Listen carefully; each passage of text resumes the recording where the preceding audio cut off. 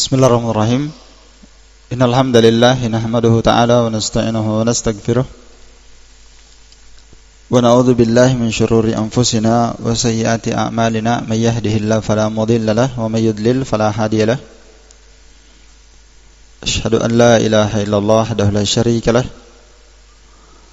wa asyhadu anna Muhammadan abduhu wa rasuluhu. Yaqulullahu jalla wa ala: Ya ayyuhalladzina amanu taqullaha haqqa tuqatih wa la tamutunna illa wa antum muslimun. Wa qalu ta'ala: Ya ayyuhan nasu taqu rabbakumul ladzi khalaqakum min nafsin wahidah wa khalaqa minha zawjaha wa bassa minhuma rijalan katsiran wa nisaa'a wattaqullaha alladzi tasaaluna bihi wal arham innallaha kana 'alaikum raqiba. Wa qala ta'ala: Ya ayyuhalladzina amanu taqullaha wa qulu qawlan sadida yuslih lakum a'malakum wa yaghfir lakum dhunubakum wa may yuti'illaha wa rasulahu faqad faza fawzan 'azima. Amma ba'd. Fa inna asdaqal haditsi kitabullah wa khairal hadi hadi Muhammadin sallallahu alaihi wasallam.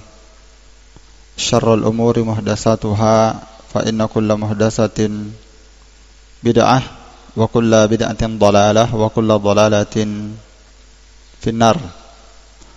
Tayyib, kita lanjutkan insyaallah kajian kita pada pagi hari ini, dan kita sudah berada pada majelis yang ke-81.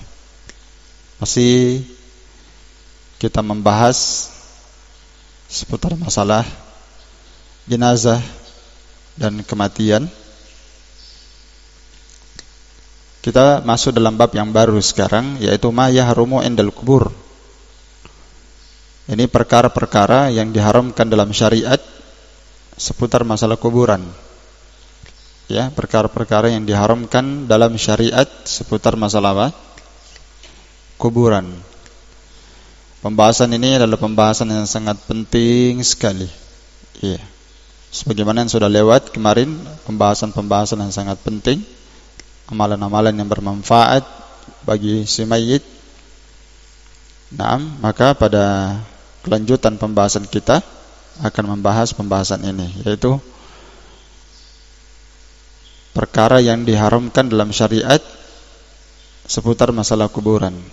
Yang pertama adalah diharamkan di sisi kubur menyembelih hewan. Diharamkan ya di sisi kubur menyembelih hewan. Hewan apa saja ya? Hewan apa saja yang disembelih itu hukumnya haram.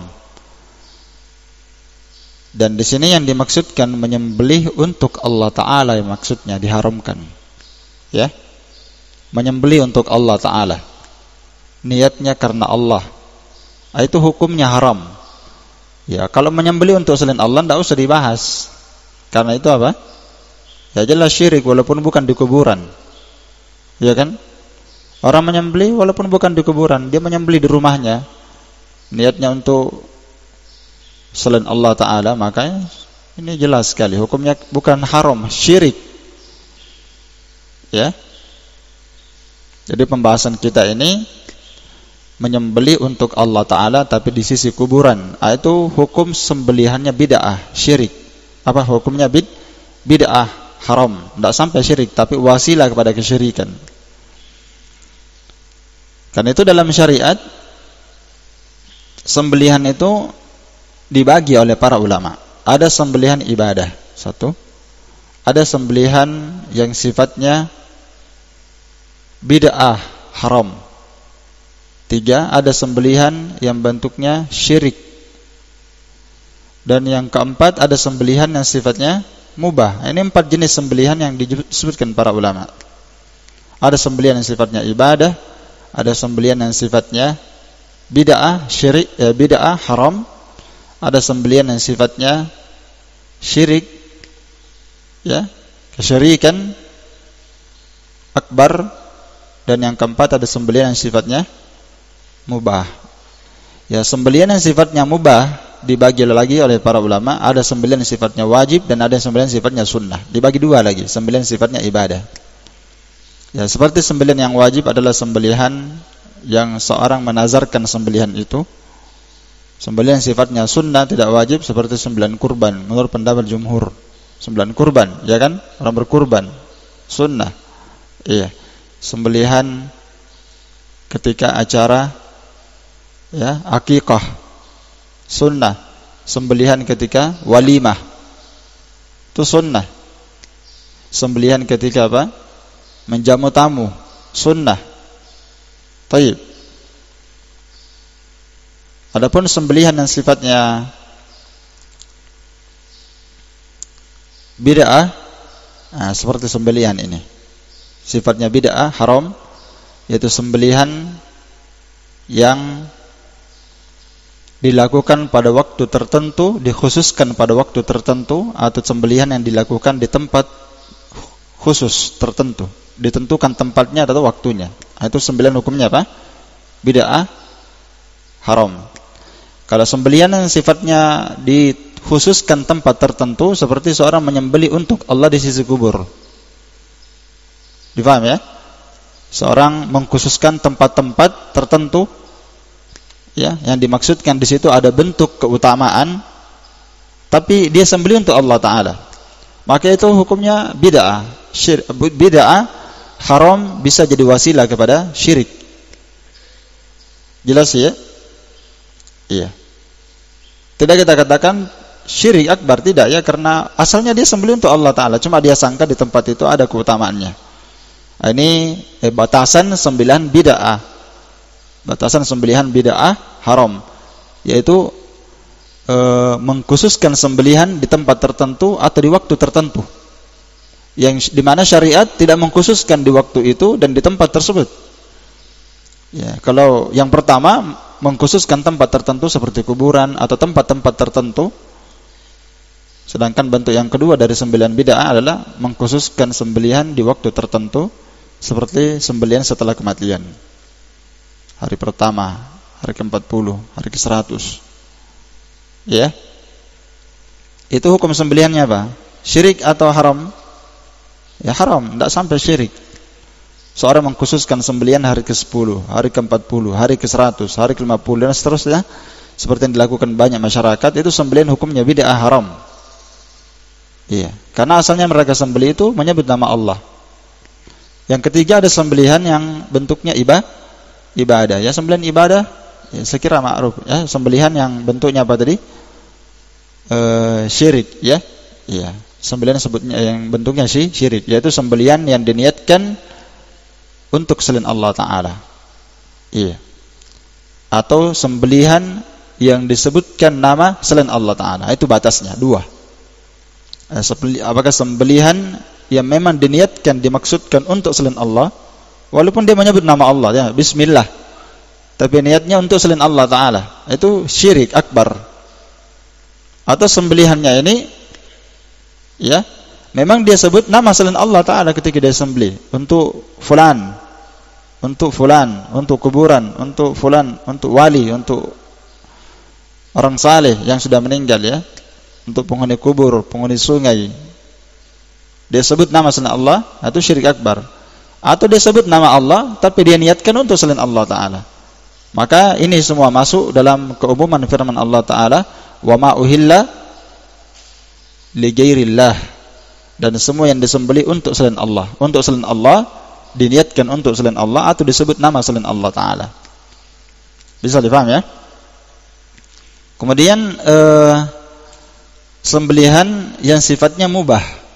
Ya, sembelihan sifatnya mubah adalah menyembelih hewan kurban sekedar untuk dimakan atau untuk dijual. Iya.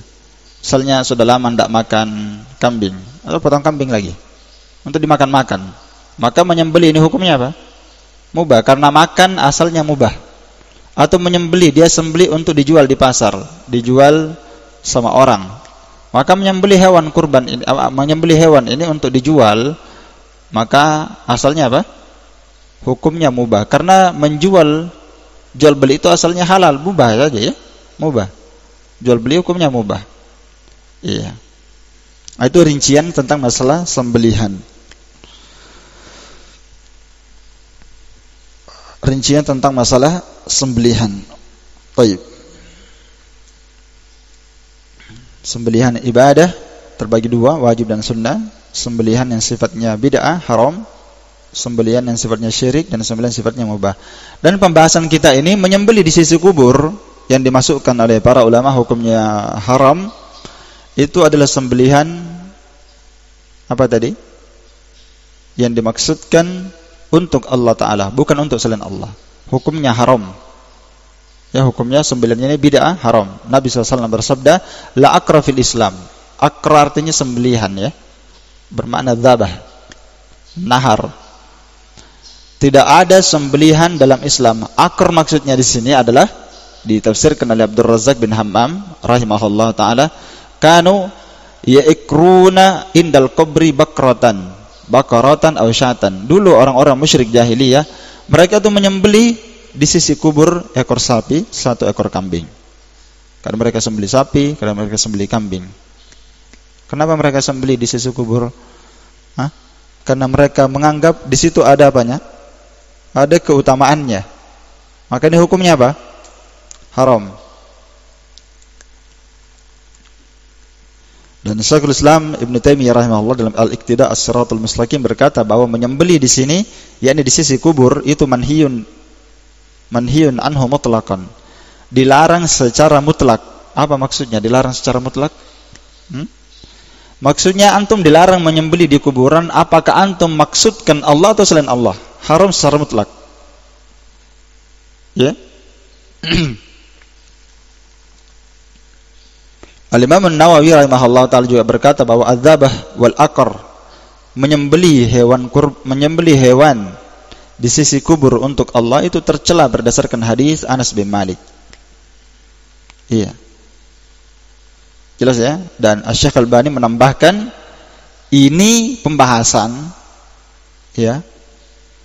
Idza kana adzabah hunaka lillah. Ini pembahasan yang dibahas hukumnya haram menyembelih di sisi kubur yang hukumnya haram. Ini kalau sembelihannya untuk siapa? Lillah, untuk Allah, kata Syekh Al-Albani. Adapun kalau dia niatkan sembelihannya itu untuk sahibul qabri, penghuni kubur, seperti yang dilakukan oleh ba'dul juhal, sebagian orang yang jahil dari sebagian manusia di zaman ini, maka itu syirkun sari. Itu syiriknya jelas, tidak ada keraguan. Syiriknya syirik akbar. Menyembelih untuk selain Allah itu syirik akbar, ya. Makanya kita takyid tadi, ya, sudah kita takyid tadi di pembahasan pembagian sembelihan itu 4.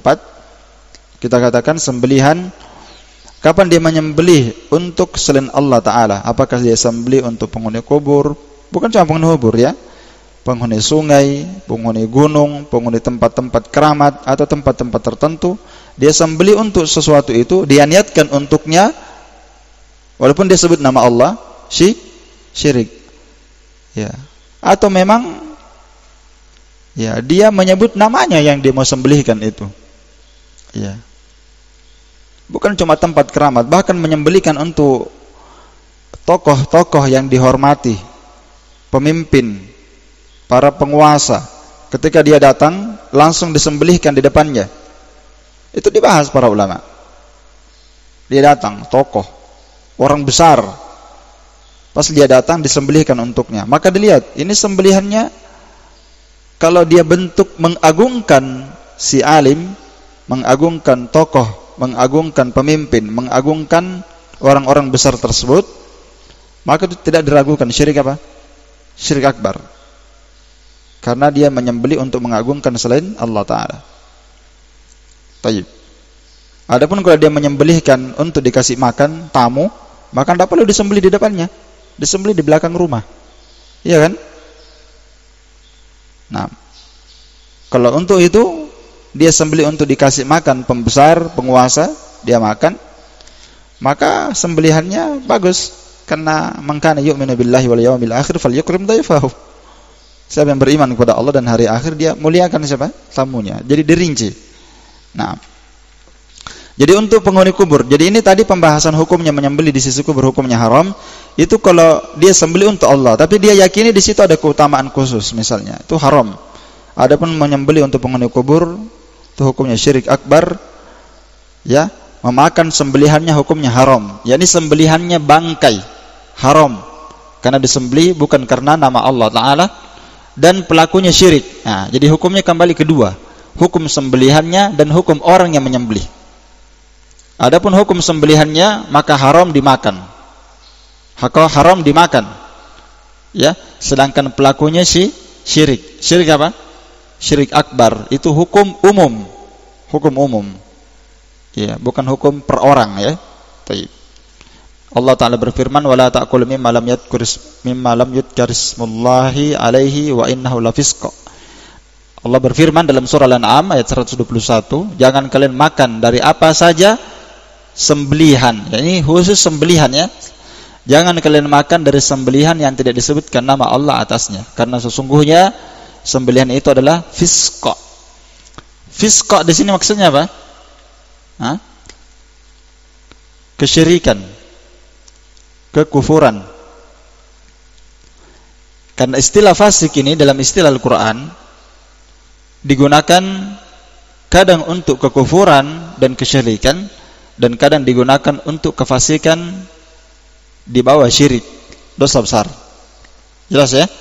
Karena makna fasik itu secara bahasa maknanya adalah kharajanit ta'ah. Itu makna fasik secara bahasa, keluar dari ketaatan, kharajanit ta'ah. Namun fasik dalam istilah syariat kadang dimaksudkan dengannya kekufuran, sebagaimana dalam sebagian lafaz Al-Quran kefasikan diungkap yang diinginkan dengannya kufur, ya. Namun kadang diinginkan dengannya fasik dibawa kekafiran, ya. Baik. Jadi ini sembelihannya kufur, ya, konsekuensinya syirik. Dan sembelihannya tidak boleh dimakan. Allah berfirman dalam surah Al-An'am ayat 145, au fisqan uhilla li ghairillahi bih. Ya, atau itu adalah kefasikan yang disembelih untuk selain nama Allah Ta'ala. Dan Nabi SAW bersabda, la'anallahu man dzabaha li ghairillah. Allah Ta'ala melaknat siapa saja yang menyembelih untuk selain Allah. Untuk selain Allah Ta'ala tadi sudah saya sebutkan dua rinciannya. Apakah dia menyebut nama selain Allah atau memang dia niatkan untuk selain Allah Ta'ala, meskipun dia sebutkan namanya Allah Ta'ala. Iya. Kemudian yang kedua yang diharamkan seputar masalah kuburan adalah meninggikan kuburan melebihi tanah yang di luar dari tanah galiannya. Dicermati itu kalimat. Meninggikan, ya, kuburan melebihi tanah galian yang ada di luar tanah galian tersebut. Paham maksudnya, ya? Misalnya antum gali kuburan. Antum kan kalau menggali kuburan, nanti tanahnya disimpan di sisinya kan, di samping-sampingnya.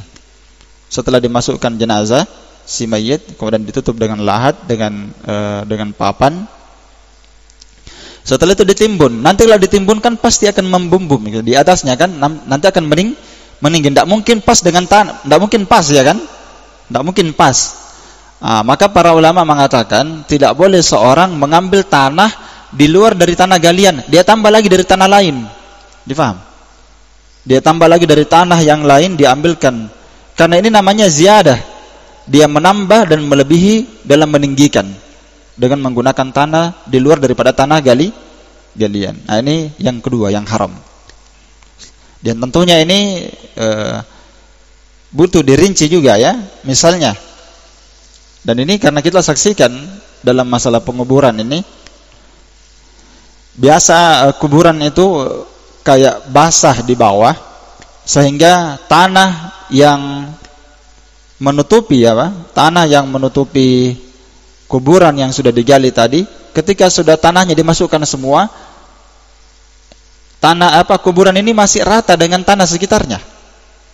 Iya, dipaham, ya? Karena setiap didorong masuk ke dalam, masuk terus tanahnya karena basah di bawah.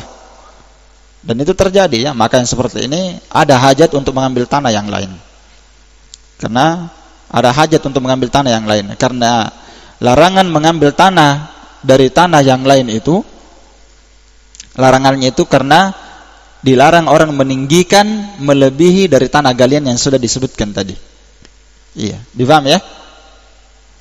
Kemudian yang ketiga, toliyuha bil kils wa nahwi, mengecatnya dengan kapur atau semen.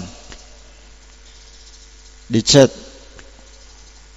Jadi kuburnya itu dicat dengan kapur atau semen. Kalau dikasih batu nisan ini sudah jelas sekali ya. Dikasih batu nisan itu sudah lengkap kesalahannya. Sudah ditinggikan, kemudian dicat lagi. Catnya biasanya macam-macam ya. Ada cat perak, ya kan? Cat perak. Dicat itu di semen kan, di semen, di beton, kemudian dikasih cat perak, dan ada yang lebih bagus daripada itu di tehel. Ya, ini sudah jelas ya.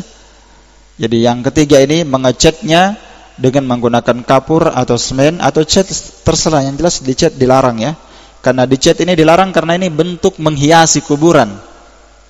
Menghiasi kuburan, dan menghiasi kuburan itu hukumnya haram.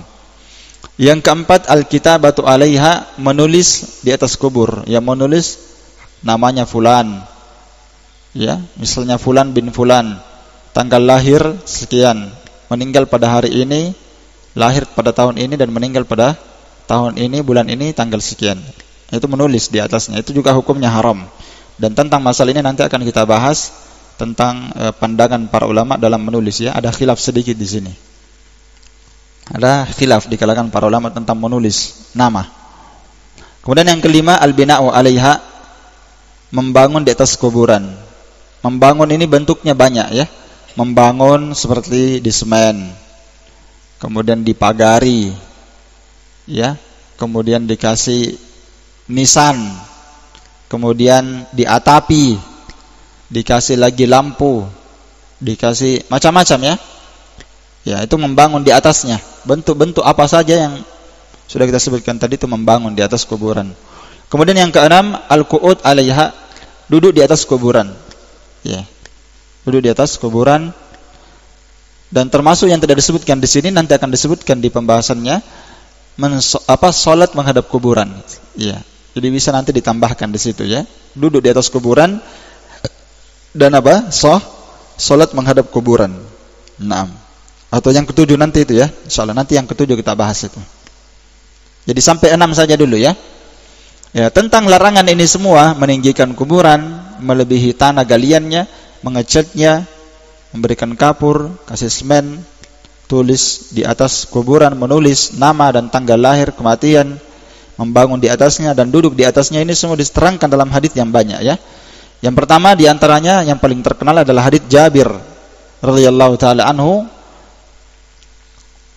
riwayat Muslim, dikeluarkan oleh Imam Muslim, Abu Daud, An-Nasa'i. Kata Jabir, naha Rasulullah SAW ayujassas al-qabr. Nabi SAW melarang untuk mengkapuri kuburan. Mengkapuri ini sama kalau di semen, dicat. Ya, sama kalau di apa? Di semen atau dicat. Iya.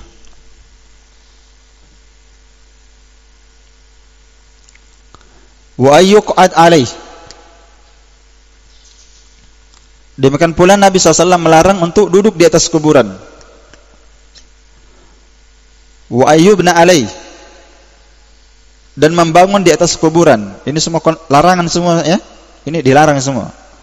Nabi SAW melarang mengkapuri kuburan, mencakup semen dan dicat. Yang kedua, Nabi melarang duduk di atasnya. Yang ketiga, Nabi SAW melarang membangun di atas kuburan.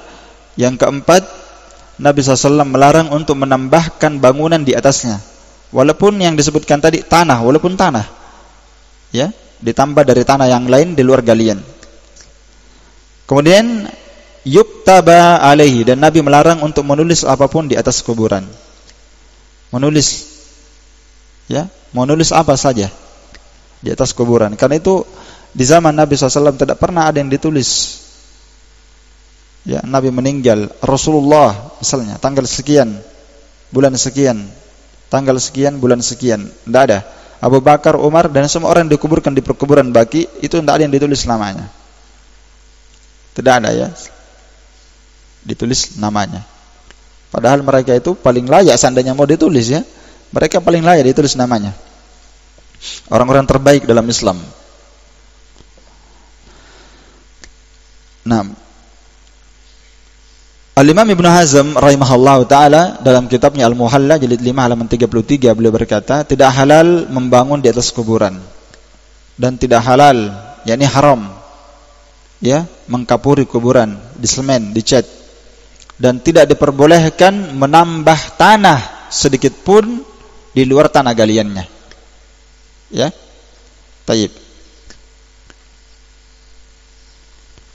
Dan zahir kalam pendapat Imam Ahmad juga berpendapat tidak boleh ditambah dari tanah selainnya. Dan tidak boleh ditambah dari tanah selainnya. Iya. Kecuali kalau memang tanahnya itu tadi yang sudah saya sebutkan sama rata. Ya toh? Sudah dikasih masuk semua tanah galiannya, ternyata kuburnya apa? Masih sama rata dengan tanah yang ada di sekitarnya, sehingga dia kuburnya itu tidak dikenal. Maka tidak mengapa dia apa? Ditambah. Itu dibolehkan karena kuburan itu ditinggikan sekadar 1 jengkal, tujuannya supaya kubur itu dibedakan dengan tanah selainnya, sehingga kubur itu bisa dijaga dan seterusnya. Ya. Kemudian tentang masalah tentang masalah menulis. Iya. Tentang masalah menulis, ini diperselisihkan ya. Menulis nama di atas kubur. Asy-Syaikh Al-Albani rahimahullah ta'ala berkata, zahir hadis ini hukumnya haram. Jadi tadi kan kata Jabir, naha Rasulullah, Nabi melarang. Larangan konsekuensinya apa? Haram. Iya. Kalau Nabi melarangnya berarti konsekuensinya haram. Siapa yang melakukannya maka dia berdosa. Dia akan tanggung dosanya. Ya, adapun tentang masalah menulis nama di atas kuburan, ya, dan seterusnya dari namanya, lahirnya dan kematiannya. Zahir hadis ini menunjukkan haramnya menulis nama. Ini zahir kalam Imam Muhammad. Saya tidak tahu ya maksudnya siapa ini Muhammad. Imam Muhammad. Ya, mungkin Muhammad bin Ismail, ya. Mungkin Muhammad yang lain, saya tidak tahu. Adapun mazhab Syafi'iyah dan Hanabilah itu hukumnya makruh saja. Iya. Syafi'iyah dan Hanabilah maksudnya ini pengikutnya belakangan ya. Mazhab pengikutnya. Hukumnya makruh, tidak sampai haram. Seperti yang dikatakan oleh Imam Nawawi rahimahullah ta'ala bahwa al-maktub alal qabri, menulis nama di atas kuburan, di al-lauh, di lembaran. Kalau kita sekarang menulis di kayu, dan kadang ditulis di nisan, ya kan? Kalau ditulis di nisan, ya, sekarang saya kasih gambaran dulu. Kalau ditulis di nisan, maka tidak usah lagi kita bahas, karena nisannya saja sudah haram, ya kan? Kan misalnya ada tulisan nama di nisan di situ namanya. Kalau misalnya dia berkata kan berselisih ya, tentang masalah tulis nama ini. Ya, itu namanya yang diperselisihkan, tapi nisannya kan haram. Tidak ada keraguan nisan. Iya kan? Iya. Kalau diletakkan di kepalanya cuma batu saja diletakkan, seperti Nabi SAW meletakkan batu, iya kan? Tujuannya apa? Diletakkan batu di kepalanya kemarin. Apa tujuannya? Sebagai tanda bahwa ini fulan. Difaham ya? Jadi batu itu kemarin tandanya diletakkan oleh Nabi SAW di kisah sahabat yang meninggal yang bernama siapa? Utsman bin Maz'un. Nabi kasih tanda itu supaya ditahu bahwa ini tanda kuburnya Utsman bin Maz'un. Tanda itu dicukupkan sudah. Difaham ya? Tanda itu dicukupkan bahwa ini fulan. Jadi pendapat sebagian ulama haram nulis nama, dan sebagian ulama mengatakan makruh. Iya. Dan beliau berkata, ba'dul ulama, sebagian para ulama memperkecualikan dalam menulis nama. La ala wajhi zakhrah, bukan dengan tujuan menghiasi, tapi tujuannya untuk ta'arruf, kiasan ala wada'in Nabi SAW al-hajar ala qabri Utsman bin Maz'un. Ya. Jadi para ulama mengatakan tidak mengapa menulis nama. Jadi di sini ada yang mengatakan haram, ada yang mengatakan makruh. Sebagian para ulama memperkecualikan dalam menulis nama itu dibolehkan selama bukan tujuannya untuk menghiasi. Perhatikan ya, saya pelan-pelan ini. Selama bukan tujuannya untuk apa? Menghiasi. Tapi apa tujuannya dia tulis nama? Ta'arruf, supaya dikenal bahwa ini adalah fulan. Kalau itu tujuannya, menurut sebagian para ulama ini ya, ini belum kelar ini, saya belum sebutkan kesimpulan pendapat yang kuat. Ya, masih saya nukil pendapat para ulama. Kalau tujuannya katanya, yang penting bukan menghiasi. Kalau menghiasi kan sudah jelas, tidak usah dibahas. Kalau tujuannya dihiasi, namanya itu tujuannya, itu tidak boleh, haram. Tapi kalau tujuannya untuk supaya sahibul qabr ini, penghuni kubur ini dikenal, diketahui dia sebagai bentuk kias terhadap perbuatan Nabi SAW meletakkan batu di atas kuburnya Utsman bin Maz'un, kan itu tujuannya kan? Supaya diketahui, dikenal, maka itu tidak mengapa. Iya. Dan Imam Asy-Syaukani rahimahullahu taala, Imam Asy-Syaukani rahimahullahu taala berkata bahwa wa huwa min takhsis bil qiyas. Ini termasuk dari pengkhususan. Maksudnya pengkhususan ya. Pengkhususan untuk mentakrif penghuni kubur. Dikhususkan ini dengan dalil qiyas. Dan ini adalah pendapat jumhur. Pendapat jumhur ya, la annahu qiyasun fi muqabalatin nas. Dan ini qiyas tidaklah bertentangan dengan nas. Ya. Tidak bertentangan dengan apa? Dengan nas. Baik. Kalau tujuannya supaya dikenal saja, diketahui, sekedar diketahui saja. Apalagi kalau kuburannya banyak ya. Namun Asy-Syaikh Al-Albani berpandangan lain. Walladzi arahu wallahu a'lam. Yang saya pandang kata Syekh Al-Albani wallahu a'lam. Dan ini pendapat pendapat yang kita sebutkan tadi ini disebutkan juga Syekh Utsaimin ya, kalau ta'arruf itu tidak apa-apa. Ya, karena memang para ulama ada yang makruh, ada yang haram ya. Kalau untuk dikenal saja tidak apa-apa. Namun kata Syekh Al-Albani, yang saya pandang pendapat saya itu wallahu a'lam, bahwa pendapat mengatakan qiyas ini sah secara mutlak itu ba'idun. Pendapatnya ini jauh. Iya. Mengatakan bahwa qiyas ini sah secara mutlak, maksudnya benar dari keseluruhan sisi dikiaskan, paham ya? Benar dari keseluruhan sisi dikiaskan, sama dikiaskan antara menulis nama dengan perbuatan Nabi meletakkan apa tadi? Batu. Dikiaskan ke sana kan? Karena tujuannya sama. Mengkiaskan seperti ini kata Syekh Al-Albani baik, jauh. Kalau dikatakan sah secara mutlak. Ya. Dan yang benar, kalau mau dibatasi takyidnya di sini, batasnya di sini, ya, batu itu la yuhaqqikul ghaya. Kalau memang dikiaskan itu dengan batu, itu tidak bisa terrealisasikan secara mutlak sampai pada puncak maksud tujuan meletakkannya Nabi SAW batu tersebut. Iya. Ala wahya at-ta'arruf alaih. Yaitu apa? Untuk dikenal. Untuk dikenal. Ya, ini kalimatnya agak sulit dipahami ya. Kalimatnya beliau agak sulit dipahami. Maksudnya begini.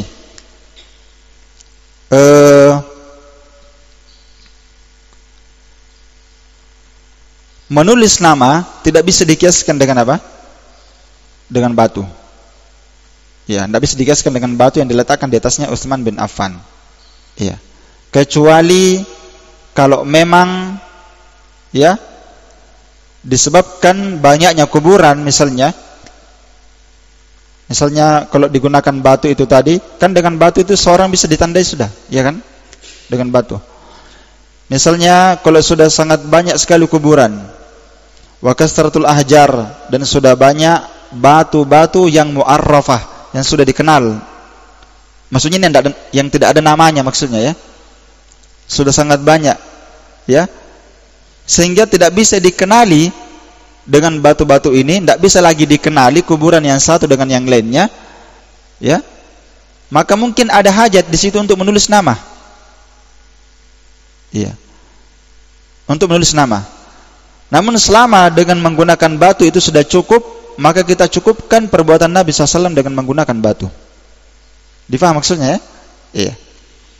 Buktinya Imam Al-Hakim ya berkata, a'immatul muslimin minasyirki ilal gharbi. Imam-imam kaum muslimin di timur dan di barat, maktubun ala kuburihim, itu ditulis di atas namanya, di atas kuburnya ditulis, ini kuburnya fulan.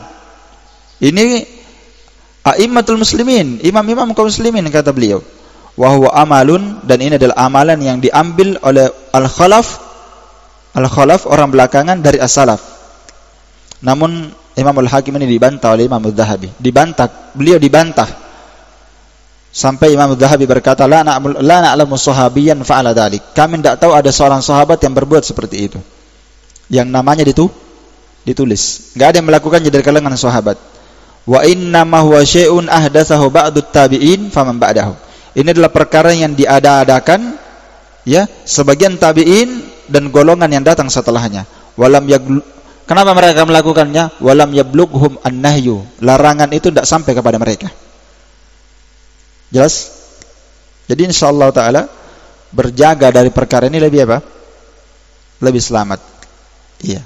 Walaupun ada sebagian ulama yang memperbolehkannya dengan tujuan itu tadi, ada yang berpendapat makruh dan sebagian ulama ada berpendapat apa? Haram. Ya, mereka berkias nama itu dengan apa? Dengan batu. Namun Syalbani mengatakan ini mengkiaskan seperti ini secara mutlak itu tidak tepat. Kenapa? Ya, karena masih bisa orang menggunakan batu. Dengan tanda itu kita bisa mengenalnya. Apalagi yang paling pokok di sini, apalagi satu, Nabi melarangnya dalam hadis. Ada hadisnya tadi tak? Au yuktab alaihi, kata Jabir, Nabi melarang menulis di atas kubur, menulis apa? Nama dan semisalnya. Yang kedua, kubur Nabi tidak dikasih nama seperti itu. Yang ketiga, tidak ada sahabat yang ditulis namanya ketika dikuburkan. Terus ada tabi'in yang menulisnya. Kata Imam Az-Zahabi, ini adalah perkara yang diadakan oleh para tabi'in di zamannya, ba'du, sebagian, bukan semua. Sebagian, dan itu dilakukan karena dalil belum sampai kepadanya. Jelas? Insyaallah taala ini pendapat yang kita lebih tenang dengannya. Walaupun misalnya kalau ada nanti yang berpendapat lain, tafadhal. Silahkan. Yang penting kalau orang berpendapat itu datangkan hujjah saja. Datangkan hujjah, karena kita ini dalam berselisih ini mahalul ijtihad ya. Mahalul ijtihad. Dan ahli sunnah apalagi sudah penuntut ilmu, tidak boleh dia berkata Ustadz Fulan, tidak boleh, itu taklid. Tapi dia lihat dulu, selama dia bisa melihat dalil, apa dalilnya Fulan. Karena itulah anjuran seluruh para ulama ya, lihat dalilnya. Jangan lihat orangnya. Iya, lihat dalilnya dulu. Kalau bisa ditimbang mana yang lebih kuat, maka kita wajib lebih condong kepada kebenaran. Karena siapa yang sampai kepada dia sunnah, petunjuk syariat, tidak halal bagi dia mengambil pendapat lain kalau dalil sudah jelas bagi dia. Iya. Kemudian dalil yang kedua tentang keharaman, poin kedua sampai poin ke-6 tadi adalah hadits Abu Sa'id Al-Khudri, anna Nabi sallallahu naha ayyubna 'alal qabri. Nabi sallallahu melarang membangun di atas kuburan. Hadis ketiga adalah hadits Abu Hayyaj Al-Asadi. Dia berkata, qala li Ali bin Abi Thalib. Ali bin Abi Thalib radhiyallahu taala anhu berkata, ala ab'asuka ala ma ba'athani alaihi Rasulullah. Kata Abu Hayyaj, Ali bin Abi Thalib berkata kepada saya, antum, maukah aku utus antum kepada perkara yang saya diutus oleh Nabi di atasnya? Apa utusan yang diperintah oleh Nabi SAW kepada Ali, dan Ali perintahkan kepada Abu Hayyaj Al-As'adi, alla tada'a timsalan fi riwayatin suratan fi baitin illa tamastahu. Jangan kamu biarkan timsal. Timsal ini patung. berhala ya. Patung dimensi kayak tembok begitu. Jangan kamu biarkan patung ya, patung ini bentuknya banyak ya. Patung bisa terbuat dari kayu, bisa terbuat dari batu, bisa terbuat dari tanah liat, bisa terbuat dari semen, bisa terbuat dari kaca, bisa terbuat, sekarang banyak bentuk jenis seperti keramik. Toh? Yeah.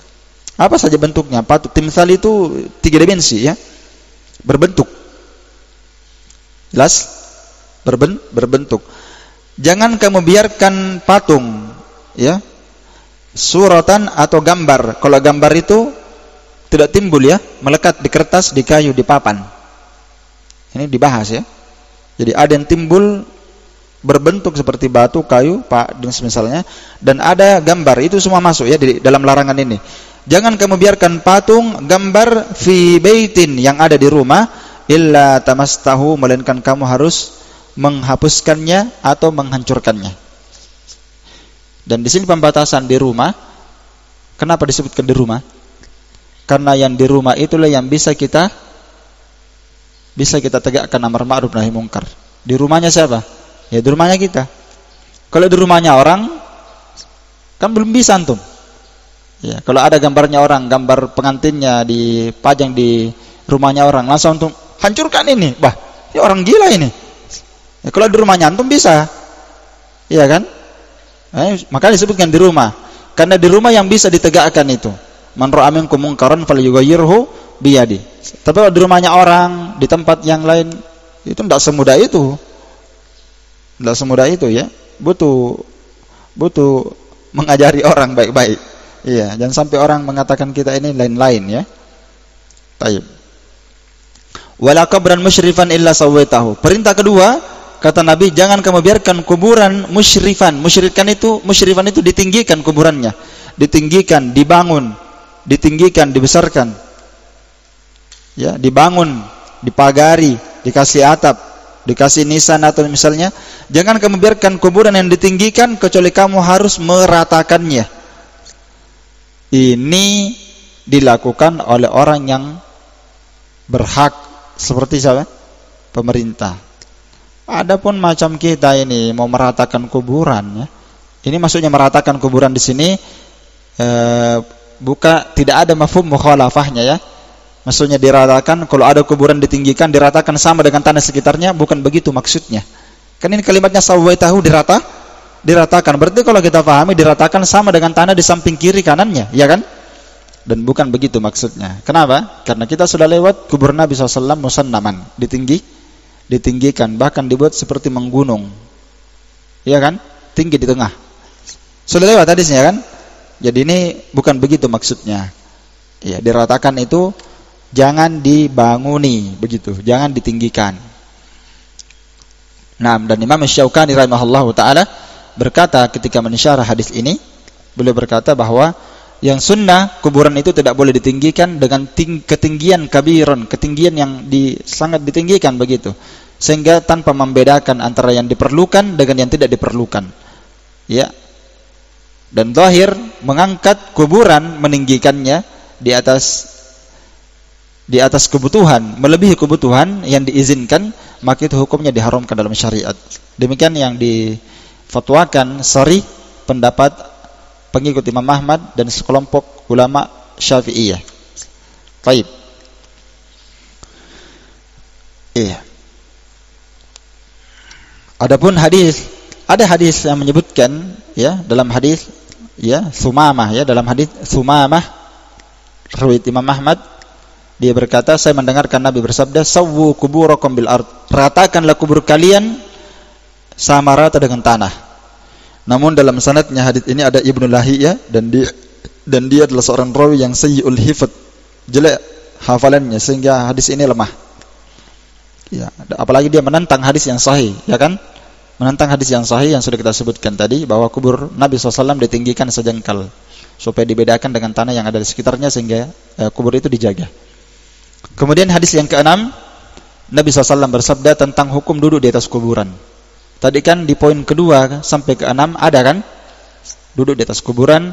Nabi SAW bersabda dalam hadis Abu Hurairah, la'an yajlisa ahadukum ala jamratin fatahriku thiyabah.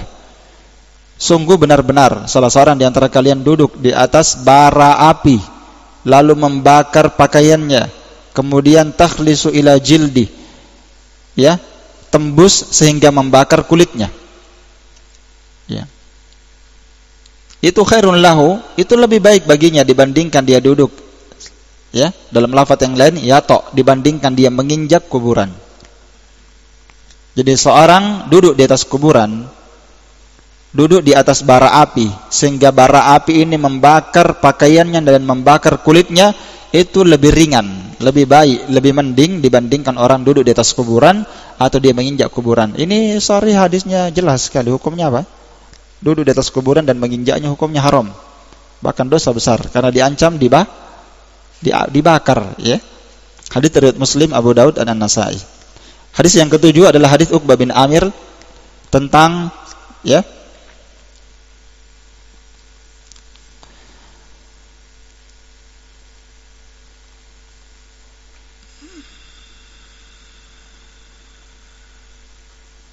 tentang menginjak kuburan juga sama, ya, hadisnya. Ya.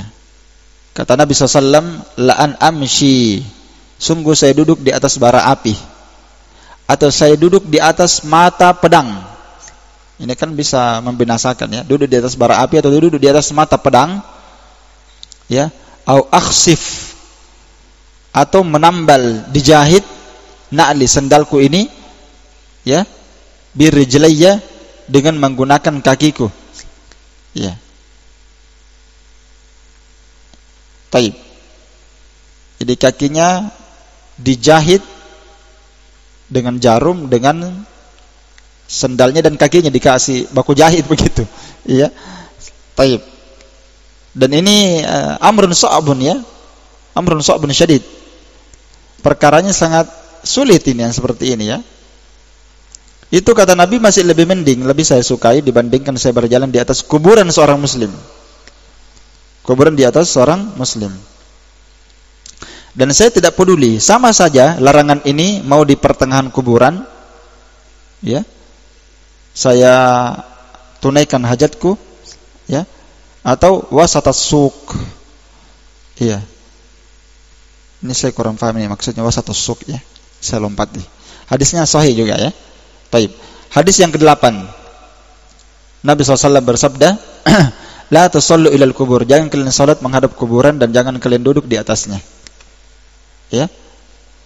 Jadi ini larangannya nanti akan disebutkan di pembahasan yang ke-7, di poin yang ke-7 nanti salat di atas kuburan. Sekarang kita masuk di poin yang ke-7 saja. Ya. Poin yang ke-7 sekarang, ya, catatan yang diharamkan seputar masalah kuburan adalah as-salatu ilal kubur, salat menghadap kuburan. Mana dalilnya? Ya, dalilnya adalah hadis Abu Marsad Al-Ghanawi, riwayat Muslim. Dia berkata, sami'tu Rasulullah SAW yaqul, aku mendengarkan Nabi SAW bersabda, la tusallu ilal kubur wa la tajlisu 'alaiha. Jangan kalian salat menghadap kubur dan jangan kalian duduk di atasnya. Nah, ini dua larangannya. Tidak boleh salat menghadap kubur, haram, karena bisa jadi wasilah kepada kesyirikan, dan jangan kalian duduk di atas kuburan. Iya. Duduk di atas kuburan.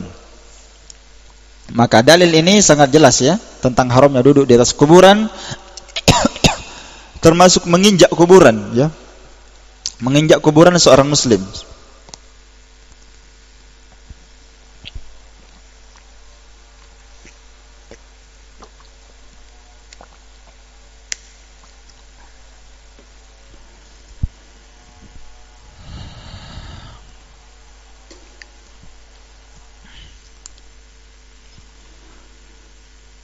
Pada hadis ini kata Syekh Al-Albani rahimahullah ta'ala, ini adalah dalil akan haramnya salat menghadap kuburan berdasarkan zahir hadis naha, ya, la tusallu, jangan salat, ini larangannya, larangan konsekuensinya apa? Haram.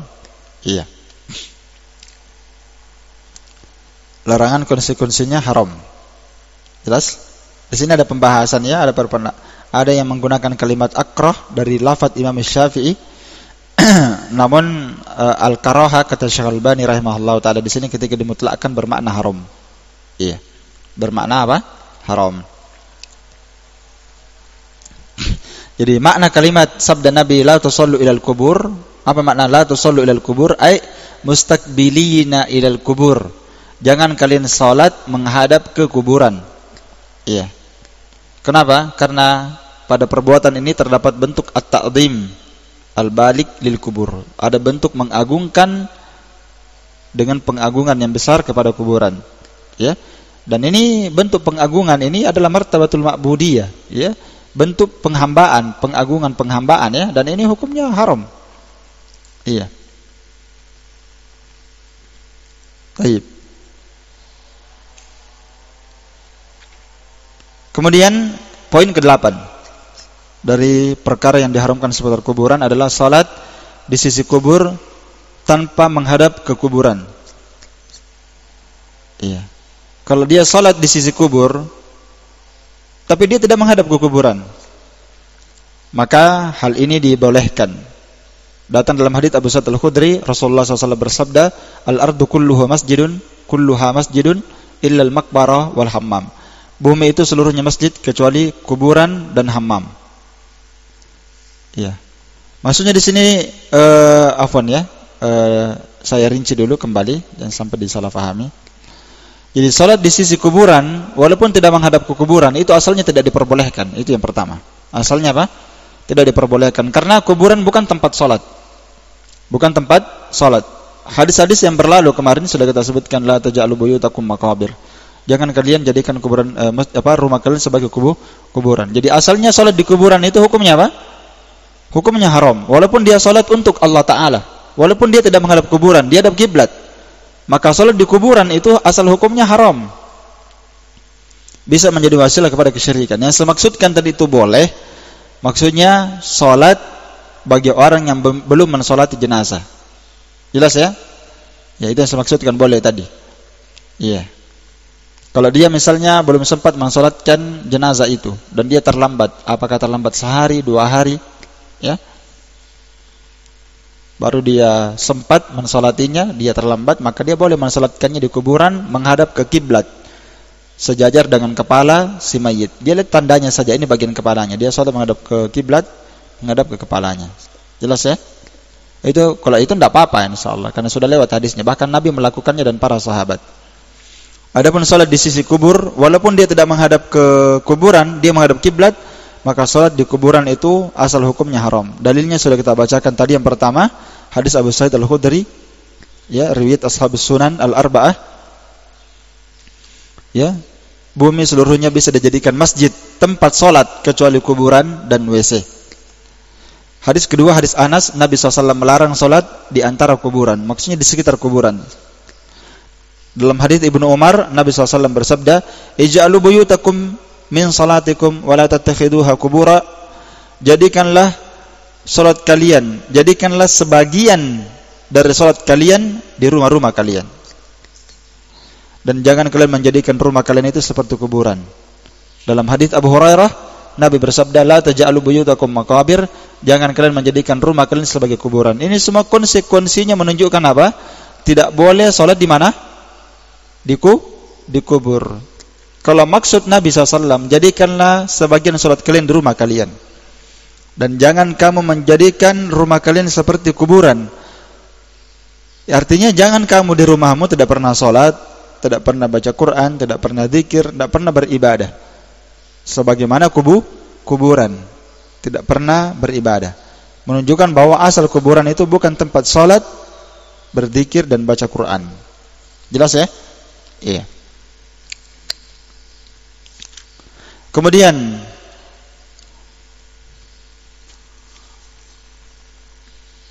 sebagian para ulama, Imam Ahmad memberikan fatwa bahwa man shalla fi maqbarah aw ila qabrin a'ada abadan. Siapa yang salat di lokasi perkuburan, mau dia hadap kiblat, tidak hadap kiblat, dia salat di sisi kubur atau dia menghadap ke kuburan, maka dia wajib mengulang salatnya selamanya. Tidak boleh, tidak sah ya. Iya. Karena itu Syekhul Islam Ibnu Taimiyah dalam kitabnya Al-Ikhtiyarat Al-Ilmiyah halaman 25 beliau berkata, "La tasihhu salatu fil maqbarah wala ilaiha." Tidak sah salat di kuburan dan tidak pula salat menghadap ke kuburan, tidak sah. Ya. Dan pelarangannya ini ada dua pendapat di kalangan para ulama, kenapa dilarang salat menghadap ke kuburan atau kenapa orang dilarang salat di sisi kubur walaupun tidak menghadap kubur. Sebab dan hikmah pelarangannya jelas. Saddun lidzari'ati syirki, kata Syekhul Islam. Sebab pelarangannya karena untuk menutup pintu wasilah kepada apa? Kesyirikan. Iya. Dan sebagian para ulama berpendapat bahwa dilarangnya salat menghadap kuburan itu karena najis, dan ini pendapat lemah sekali. Itu illah yang tidak tepat. Illah yang tidak tepat. Karena illah yang benar dilarang orang salat menghadap ke kuburan atau mau salat di sekitar kuburan itu sebab pelarangannya karena bisa menjadi dari'ah, wasilah kepada kesyirikan.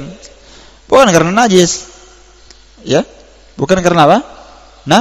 Najis. Lagi. Karena dia dikiaskan, sebagian orang mengkiaskan seperti dilarang salat ya di hammam misalnya. Kuburan dan hammam, karena najis. Hammam kan najis ya kan? Iya. Kalau kuburan dilarang salat karena wasilah kepada kesyirikan. Iya. Wasilah kepada kesyirikan. Naam. Dan kalau mau dikiaskan lagi dilarang salat menghadap ke kuburan, dikiaskan dia dengan salat di kandang onta. Kan Nabi melarangnya juga. Iya kan? Nabi ditanya, "Bolehkah kami salat di kandang kambing?" Kata beliau, "Na'am, tafadhal." Bagi siapa yang mau.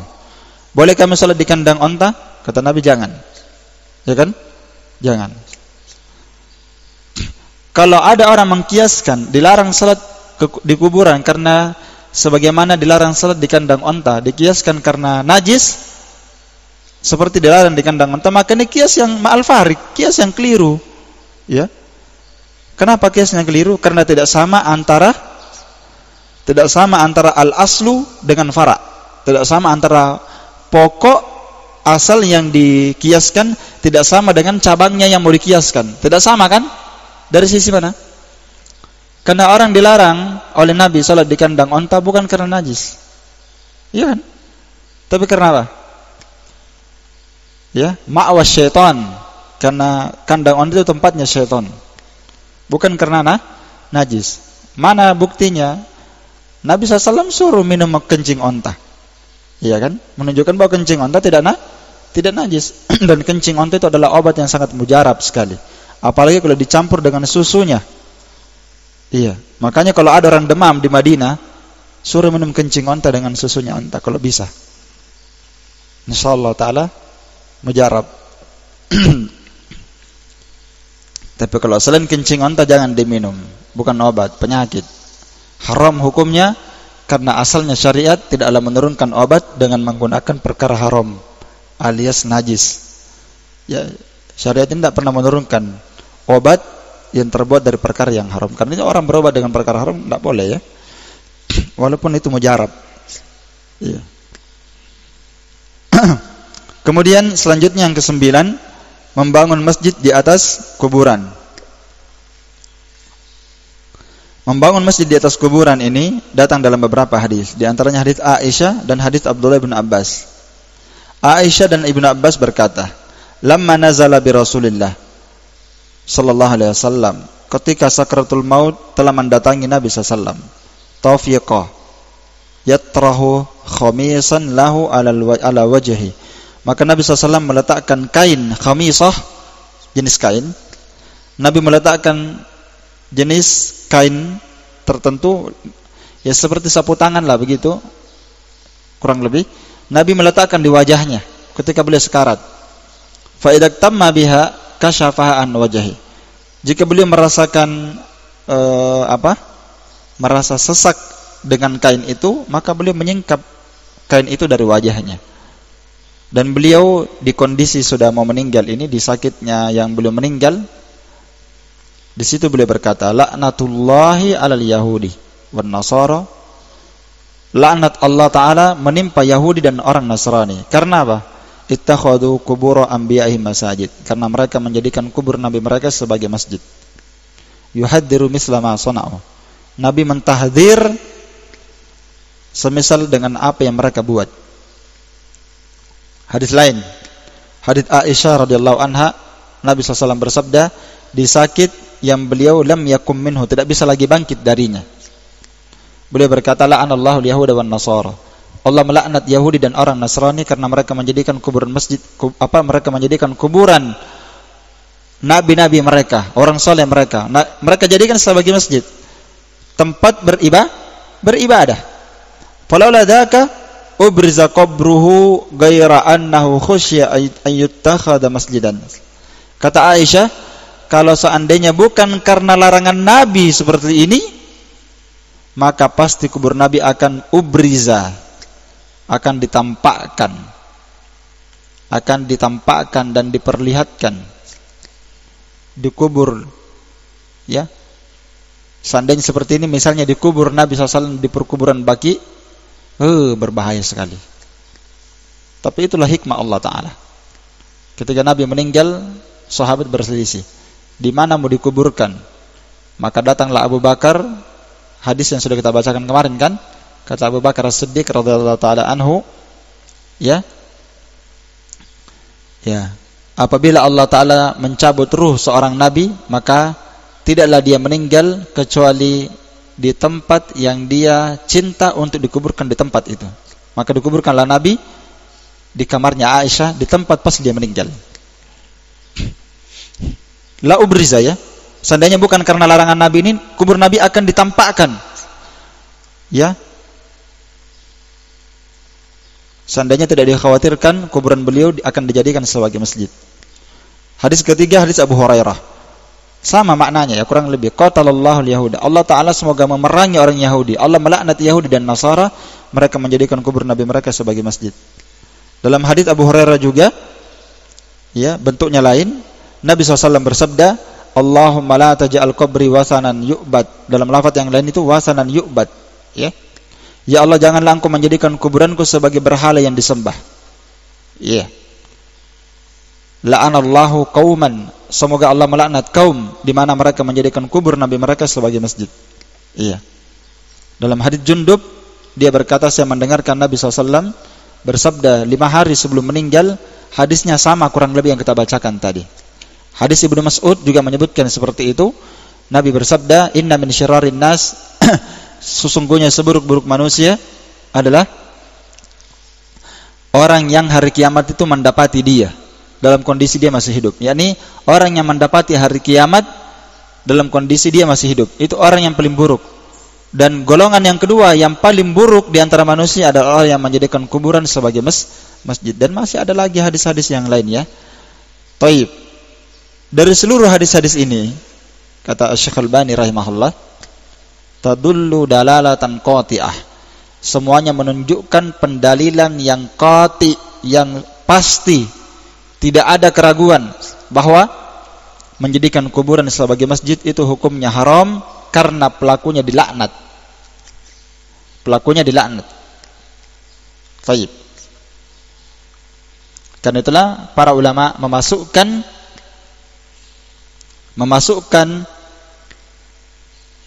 perbuatan ini, membangun kuburan di atas masjid atau menjadikan kuburan sebagai masjid, itu dimasukkan sebagai bentuk al-kabair, dosa dari dosa besar. Karena itu Al-Faqih Imam Al-Haytami dalam kitabnya Az-Zawajir jilid 1 halaman 120 sampai 121 beliau berkata, al-kabiratus tsalitsah wa tis'un, dosa besar yang ke-93. Ya, dosa besar yang ke-93, ittikhadul kubur masajid, menjadikan kuburan sebagai masjid. Dan Al-Hafidz Al-Haytami rahimahullahu taala dalam kitabnya Al-Kabair, ya, dosa besar ini di kitabnya Az-Zawajir, beliau menyebutkan kurang lebih 400 dosa besar. Beliau sebutkan 400 dosa besar. Kalau Imam Az-Zahabi itu menyebutkan 70, ya. Kalau ini 400 dia sebutkan. Ya, makanya dia di sini ada 93, ya. Imam Az-Zahabi itu cuma 70 saja. Lebih sedikit.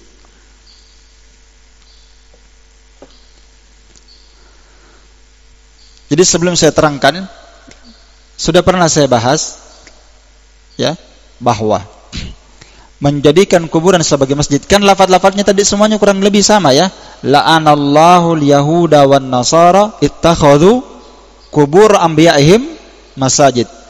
Allah Ta'ala melaknat orang Yahudi dan orang Nasrani karena mereka menjadikan kubur sebagai masjid. Apa maknanya menjadikan kubur sebagai masjid?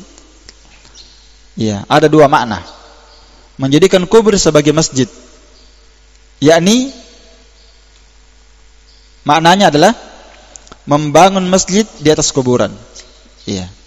Membangun masjid di atas kuburan. Atau menguburkan mayat jenazah di masjid. Iya. Jadi itu kesimpulannya begitu ya, tapi kita butuh jelaskan ini. Jadi misalnya ada masjid, membangun masjid menjadikan masjid sebagai kuburan, itu dua maknanya. Ada masjid, kemudian orang memasukkan jenazah tersebut dikuburkan di dalam masjid. Seperti biasanya dikuburkan itu orang-orang saleh ya, para pemimpin, para pemuka, ya, ulama. Kalau yang paling banyak melakukan ini orang Syiah dan orang Sufi. Karena itu para ulama berkata bahwa kelompok yang paling besar menyembah kuburan, kuburiyun paling terbesar di dunia ini adalah orang Syiah. Ya. Kuburiyun, penyembah kubur yang paling besar di dunia ini dari seluruh kelompok adalah orang Syiah yang paling terbesar. Setelah Syiah, Sufi. Kurang lebih itu 11-12 itu Sufi dengan orang Syiah. Walaupun Syiah itu paling pertama mencontohkan yang seperti ini. Orang Syiah yang paling pertama mencontohkannya. Ya, kemudian Sufi lagi. Ya. Sampai sekarang masih ada kan? Yang mengagungkan kuburiyun siapa? Orang Sufi. Iya, orang-orang Sufi yang paling banyak. Nah, sampai sekarang masih banyak ya. Jadi menjadikan masjid sebagai kuburan maknanya dua. Ada masjid, dimasukkan kuburan, lalu orang beribadah di masjid itu. Nah, itu menjadikan kuburan sebagai masjid, tempat ibadah. Atau yang kedua, dia menjadikan kuburan sebagai tempat beribadah. Tidak ada masjid. Dipaham ya? Tidak ada masjid. Yang ada hanya kuburan. Tapi karena mereka mendatangi kuburan itu, lalu mereka mengagungkannya dan mereka mengadakan ibadah di situ. Ah, itu artinya menjadikan kuburan sebagai masjid. Apa artinya masjid?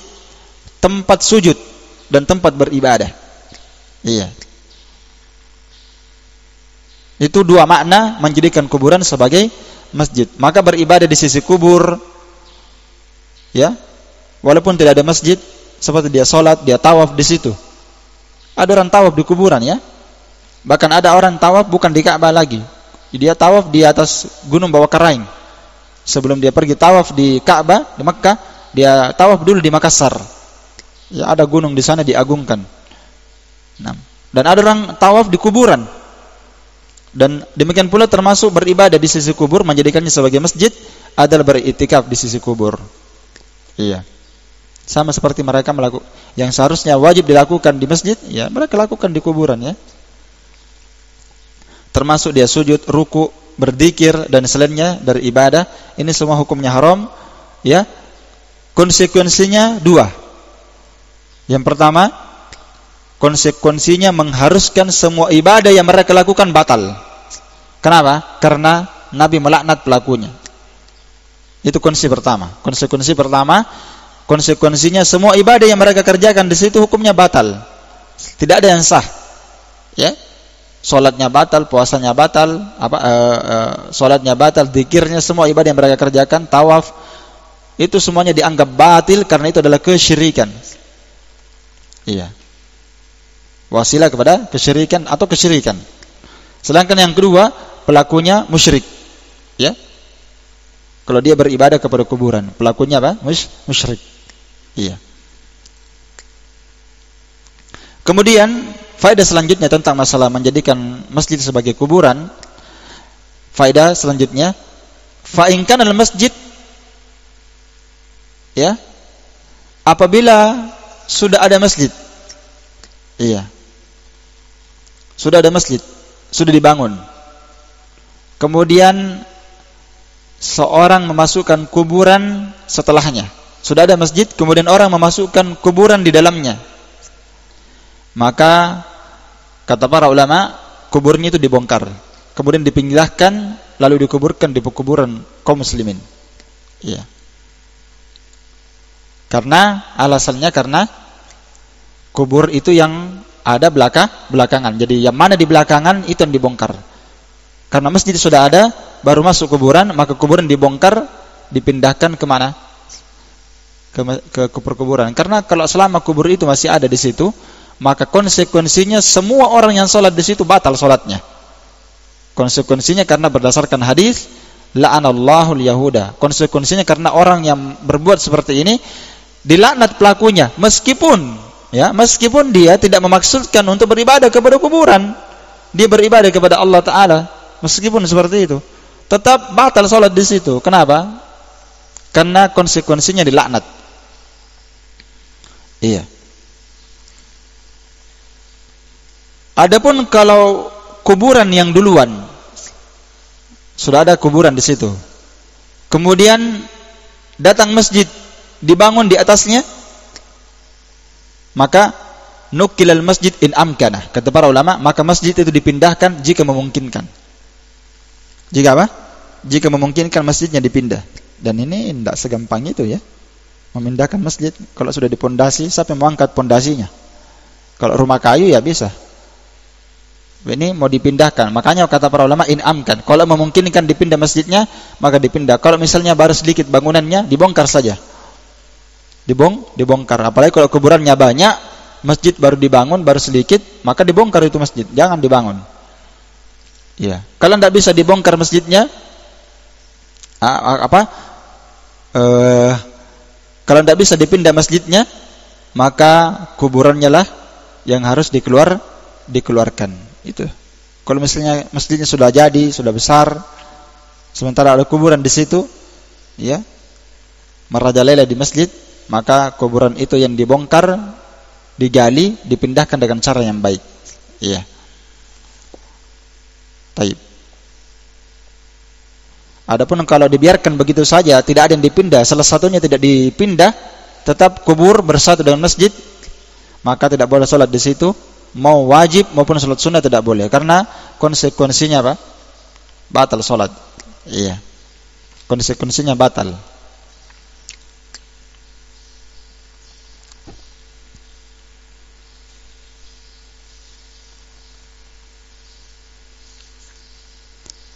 Kemudian lanjut, ittikhaduha aidan, menjadikan kuburan sebagai id. Apa artinya id? Didatangi dan diziarahi pada waktu-waktu tertentu. Itu makna id, menjadikan kuburan sebagai id. Sesuatu yang sering didatangi, diziarahi dalam waktu-waktu tertentu, dalam musim-musim tertentu.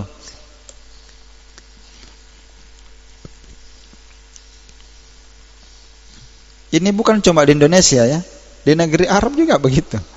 Kalau kita di Indonesia ini, kalau ada musim-musim tertentu kan, ziarah kubur ya, habis menikah, pergi kita lihat dulu nenek tak dulu di kuburan. Ini adat orang Bugis begini. Habis menikah, lihat dulu supaya berkah-berkah ini pernikahanmu. Ya kan? Habis Idul Fitri, Idul Adha, antum pergi coba di kuburan itu habis Idul Fitri, penuh itu kuburan. Karena memang orang datang semua ke kuburan. Siram-siram ya, mak bolo-bolo bahasa orang di sini ya, menyiram-nyiram, bawa bunga, macam-macam dia bawanya. Iya. Itu menjadikan kuburan sebagai apa? Didatangi di waktu-waktu tertentu, di waktu-waktu di musim-musim tertentu. Iya. Karena asalnya menziarahi kubur selama tidak mengikat waktu seperti ini, asalnya dianjurkan ya kan? Kuntu nahaitukum an ziyaratil kubur fazuruha. Dulu saya larang kalian berziarah kubur. Sekarang ziarahilah. Ya, tidak ada waktu tertentu. Tidak boleh kita batasi waktu-waktu tertentu. Ya, setiap ada waktu itu dikhususkan dalam waktu ta'abbud, ibadah, ya, atau dimaksudkan ibadah di sisinya atau bukan ibadah, yang jelas menjadikannya sebagai id, sering didatangi, diziarahi pada waktu tertentu, itu tidak boleh. Karena apa? Nabi SAW melarangnya dalam hadis Abu Hurairah, riwayat Abu Daud, Ahmad dengan sanad yang hasan. La tattakhidhu qabri aidan. Jangan kamu menjadikan kuburanku sebagai id, kata Nabi. Apa maksudnya? Jangan kamu sering mendatangi kuburku itu. Sedikit-sedikit datang lagi, sedikit-sedikit datang lagi. Karena makna id itu secara bahasa bermakna raja'a, yarji'u. Ya. Jadi id itu secara bahasa ada ya'udu, raja'a yarji'u. Sering berulang. Itu makna id. Bermakna sesuatu yang sering berulang. Makanya id dikatakan id, Idul Fitri, Idul Adha dikatakan id, sama Jumat dikatakan id juga, karena dia sering apa? Kata para ulama, karena dia sering berulang. Nanti Jumat berulang lagi kita berkumpul beribadah. Nanti habis Ramadan berulang lagi kita id, beribadah, bergembira, makan-makan dan seterusnya. Dikatakan id karena dia sering berulang. Maka kubur juga seperti itu, tidak boleh dikunjungi terus-menerus. Ya. Tayyib, tidak boleh jadikan sebagai id, sering dikunjungi setiap saat, setiap waktu tertentu. Kata Nabi, jangan kamu menjadikan kuburanku sebagai id, wala taj'alu buyutakum kuburan, dan jangan kamu menjadikan kubur kalian, rumah-rumah kalian sebagai kuburan, tidak pernah ditempati beribadah, salat. Wahai suma kuntum fasallu alayya, dimanapun kamu berada, berselawatlah kepadaku, kata Nabi, karena sesungguhnya selawatnya kalian pasti akan sampai kepadaku. Ya. Sampai suatu ketika Al-Hasan ibn Ali bin Abi Thalib, tayyib, cucunya Ali. Nah, kata Suhail ini di zaman tabi'in ya. Wallahu alam, di zaman setelah generasi para sahabat. Al-Hasan ibn Hasan, jadi Hasan ini anaknya Ali bin Abi Thalib. Ada anaknya Hasan juga namanya. Iya, jadi tidak apa-apa orang kasih namanya sama dengan nama anaknya ya. Ya. Misalnya namanya dia Muhammad, nanti anaknya Muhammad juga namanya. Seperti ini ya, Hasan bin Ali. Hasan anaknya Ali bin Abi Thalib. Dia kasih namanya Hasan juga. Nah, jadi berarti ini cucunya Ali bin Abi Thalib. Dia melihat Suhail. Di sisi kuburnya Nabi. Fanadani, lalu Hasan memanggil saya. Ya, sini. Dan Al-Hasan pada waktu itu berada di rumahnya Fatimah. Ya ta'asya, sedang makan. Ya, makan malam atau makan siang. Ta'asya ya. Faqala halumma ilal asya. Kesini ayo kita pergi makan sama-sama. Dia ingin nasihati ya. Dia karena dia lihat di sisi kubur ngendap-ngendap. Dalam riwayat lain itu dia ngendap-ngendap. Kayak ngintip-ngintip gitu, lihat kubur begini, ngendap-ngendap. Dia dipanggil, mau dinasihati, dipanggil makan. Ya. Dan ini cara menasihati dengan jitu ya. Kasih makan dulu, ayo makan dulu. Nanti sudah senang baru dikasih apa? Nasihat. Itu menyerap itu. Apalagi kalau makanannya nikmat. Masya Allah. Iya. Sudah dikasih makan. Fakultu la uriduhu. Tapi dia berkata, saya tidak lapar, tidak mau makan. Tapi Al-Hasan ini berkata, mali ra'aituka indal qabri. Jadi dia bertanya ya, tidak langsung menghukumi. Kenapa saya melihat antum di situ, di sisi kubur? Apa antum buat? Kata dia, salamtu ala nabi. Saya memberikan salam kepada Nabi SAW. Faqala idza dakhaltal masjid fasallim. Dikasih ilmu dia. yakni ilmunya salaf ya. Kata Al-Hasan cucunya Ali ini, kalau antum masuk masjid, antum bisa memberikan salam kepada Nabi, sudah cukup. Paham maksudnya ini? Hah? Kalau antum masuk masjid, antum bisa memberikan salam kepada siapa? Nabi SAW. Nabi itu mengajarkan kita doa masuk masjid, ada selawat. Bismillah, ada doanya, yang doa yang paling bagus dibaca kalau masuk masjid. Bismillah, wassalatu wassalamu ala Rasulillah. Allahumma ftahli abwaba rahmatik. Iya kan? Ada selawatnya itu. Kalau keluar ada doanya juga. Antum masuk masjid memberikan salam ketika masuk masjid, sudah cukup itu. Iya, tidak mesti antum harus datang ke situ. Tapi ini banyak orang awam tidak paham ini. Itu satu dulu ya. Yang kedua, Nabi kan sudah bersabda tadi yang kita sebutkan, ya, haitsuma kuntum fasallu alayya. Dimanapun antum berada, berselawatlah kepadaku. Niscaya selawatnya kalian sampai kepadaku. Jadi kalau kita masuk di masjid di Indonesia ini, iya, kita baca itu tadi selawat, sampai tidak kepada Nabi? Sampai. Itu hadis, sampai kepada Nabi SAW. Bahkan Nabi SAW menyebutkan dalam sebuah riwayat yang lebih hebat lagi daripada ini. Kata beliau SAW, Allah Ta'ala mewakilkan malaikat khusus di kuburku. Iya. Setiap ada dari umatku yang berselawat kepadaku, malaikat itu akan menyampaikan langsung kepadaku selawatnya. Dan dia berkata, Fulan bin Fulan berselawat kepada antum. Padahal dia berada di mana? Di tempat yang jauh. Iya. Nah, ini hadis tidak disuka kuburiyun yang seperti ini. Karena kuburiyun itu suka memang langsung bersentuhan dengan kuburan. Karena lain dia cari. Iya kan? Mereka memang sukanya apa? Dielus-elus. Makanya mereka itu mencium kuburnya wali mereka. Dicium nisannya. Pokoknya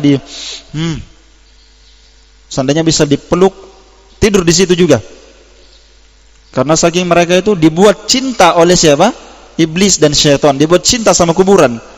Sehingga mereka itu gulu dalam apa? Mencintai orang saleh dan para wali, sampai mereka gulu terhadap kuburan. Makanya Nabi melarangnya. Nabi melarangnya menjadikan kuburnya sebagai id, sering didatangi, karena nanti syaitan rusak dia punya niat. Iya. Dan Imam Malik rahimahullah ta'ala itu melarang, ya. Melarang orang datang langsung ke kuburan. Imam Malik melarangnya. Ya, tidak boleh seorang langsung ke kuburan situ. Nabi melarangnya, Imam Malik melarangnya. Ya, sahabat tidak ada melakukan seperti itu. Karena itu tidak dikenal, kata para ulama, tidak dikenal ada dari kalangan sahabat di masa Nabi sudah meninggal. Sahabat generasi terbaik. Tidak ada yang dikenal dari mereka masuk masjid langsung ke kuburan. Tidak ada. Memang itu tujuannya, dari rumahnya datang langsung ke kubur Nabi. Tidak ada yang seperti itu. Mereka masuk masjid, sholat. Kalau mereka sempat, mereka datang ke kubur Nabi memberi salam. Setelah itu mereka pulang. Ya, yang tidak sama dengan orang yang tidak faham, ya. Mereka memang sudah maksudkan dari Indonesia ini, pokoknya kita nanti langsung ke kubur ini. Ya, tidak haram. La tusyaddur rihal. Tidak boleh tusyaddur rihal, ya. Ala kulli hal, kata Al-Hasan, kalau antum masuk masjid, berikan salam. Thumma qala inna Rasulullah SAW qala, karena sesungguhnya Nabi SAW bersabda, la tattakhidu qabri idan, jangan kamu menjadikan kuburku sebagai id, dan jangan kamu menjadikan rumahmu sebagai kuburan. Wa sallu alayya, berselawatlah kepadaku, karena selawatnya kalian tabluguni haitsu ma kuntum, akan sampai kepadaku dimanapun kalian berada. La'anallahu al-yahuda ittakhadhu qubur anbiya'i masajid. Sungguh, kata Nabi, Allah Ta'ala melaknat orang Yahudi di mana mereka menjadikan kubur Nabi mereka sebagai masjid. Ini hadisnya Al-Hasan. Al-Hasan, cucunya Ali ini, waktu dia sampaikan hadis ini, dia berkata, aku mendengarkan hadis dari abiku. Siapa abinya? Al-Hasan. Dan abiku mendengarkan hadis ini dari ayahnya. Siapa ayahnya? Ali. Dan kakeknya Ali bin Abi Thalib mendengar hadis ini dari Nabi SAW. Boy, silsilah hadis Ahlul Bait. Ya. Ini kalau kamu mau datang, jangan miantu mengendap-endap seperti itu. Ya. Itu dilarang. Dan hadis ini menunjukkan haramnya menjadikan kuburan para nabi dan orang soleh sebagai apa? Id. Bukan cuma kubur nabi yang dilarang. Maksudnya kalau kubur nabi saja dilarang dijadikan sebagai id, sering didatangi, sering dikunjungi, diziarahi di waktu-waktu dan musim tertentu, itu hukumnya haram. Apalagi kubur selain Nabi SAW, dari kuburannya orang saleh dan para wali. Iya. Karena itu Syekhul Islam Ibnu Taimiyah dalam Al-Iqtida' As-Shiratal Mustaqim halaman 155 sampai 156, beliau berkata, sisi pendalilan bahwa kubur Nabi SAW kenapa dilarang mendatanginya? Karena kubur Nabi adalah afdalu qabrin ala wajhil ardi. Kuburan yang paling terafdal di atas permukaan bumi. Iya kan? Sementara Nabi melarangnya untuk menjadikan kuburan beliau sebagai id, sering dikunjungi dan diziarahi. Maka kuburan selain kubur Nabi SAW jauh lebih terlarang. Kuburnya siapapun itu, ya kan? Walaupun dia adalah dikatakan guru ini, ya, imam ini, habib ini, apa aja semua itu, ya kan? Nah, bahkan orang di kalangan orang-orang sufi ada yang sampai apa? Sampai menggila, ya, sampai menggila mengagungkan kuburannya wali-wali mereka, sampai menggila mengagungkan mengagungkan para wali mereka, sampai mereka menggila, ya, macam-macam akidahnya, iya.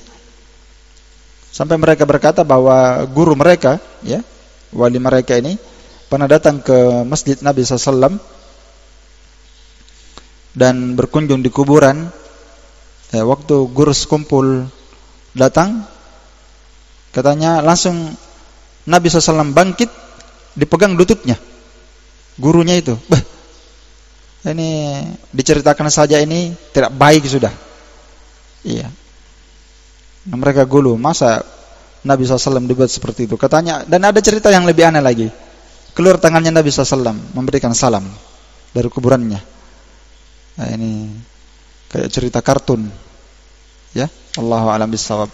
Karena waktu kita terbatas, masih ada yang akan kita sambung, masih dalam pembahasan ini, ya.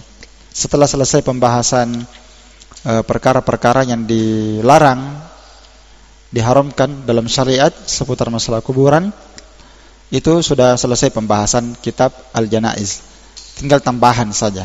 Tambahannya itu adalah bid'ah-bid'ah yang biasa dilakukan seputar masalah kematian, ya. Ya, mungkin butuh, ya, dua kali lah insyaallah. Mungkin butuh 2 kali pertemuan ini sudah selesai. Wallahu taala a'lam bissawab. Naktafi bihadzal qadar. Subhanakallahumma wa bihamdik, asyhadu an la ilaha illa anta, astaghfiruka wa atubu ilaik. Walhamdulillahirabbil alamin. Fadal barakallahu fiikum.